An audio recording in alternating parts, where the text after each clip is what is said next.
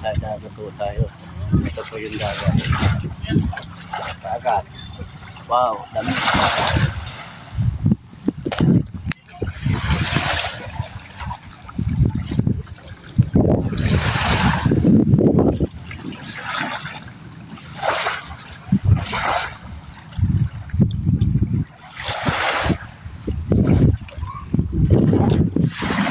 Kaya dito, relax.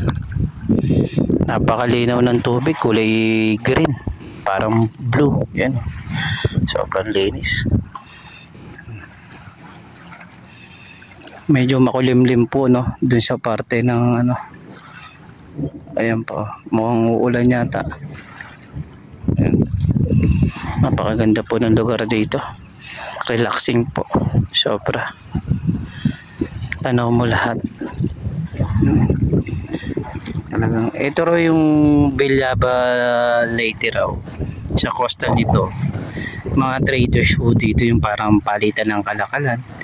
Kaya po yung mga taga Bilyaba Leyte rin ay mga salita rin mga Boholano at Cebuano. Kaya mostly po dito ang salita po ay Cebuano, mga Bisaya. Kasi sa Tacloban Leyte nahati naman po dun sa Samar po, parte doon. Kaya mga salita naman po doon ay Waray.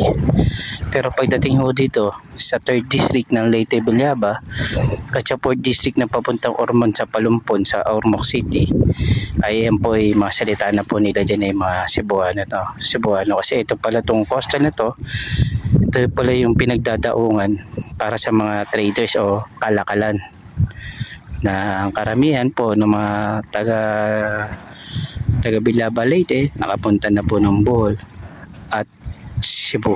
Kaya pagdating dito po, ayun na po yung mga nadala nilang mga salita o dialect po.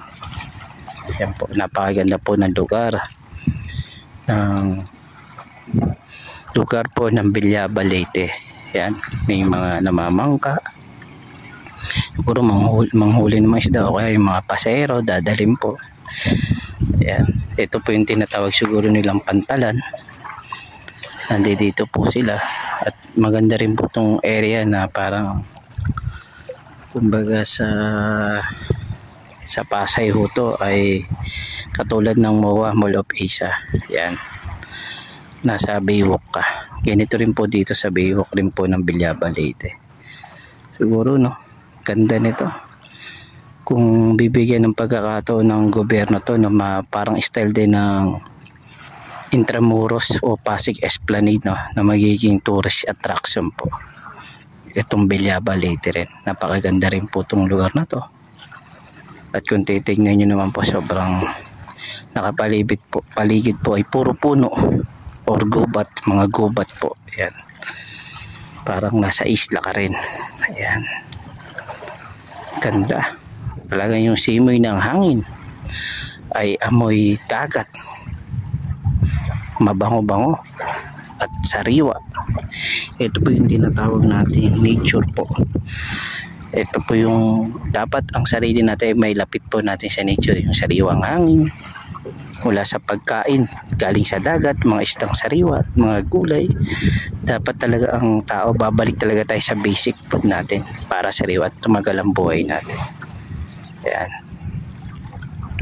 galing kaming Bilyaba Leyte at sa munisipyo at natapos na rin po at nailakad na po yung late registration ni Mother at thankful tayo at salamat sa Diyos at natulungan tayo dito ng mga kamag-anak natin na nag-assist din po sa amin dito sa munisipyo.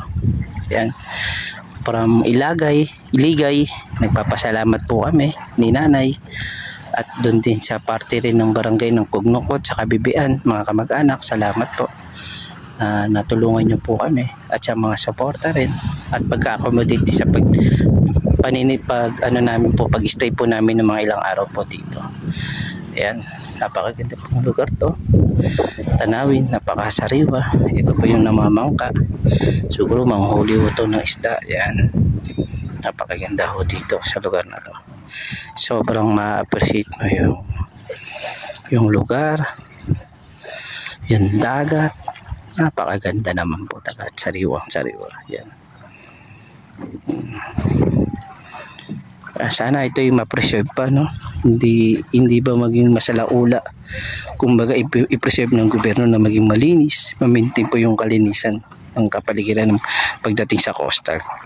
Para yung mga tao, mga taga rito po na nakatira at kung nag-ibang bayan na maaalala nila at pasasariwa nila yung kagandahan ng kanilang kinagisnan o kinalakan o kung saan po sila pinanganak. Ito po, ito pong lugar ng Villaba, Leyte. Yan. Napakaganda pong lugar to. Sobra. Yan po yung palengke nila. Yan. God bless po.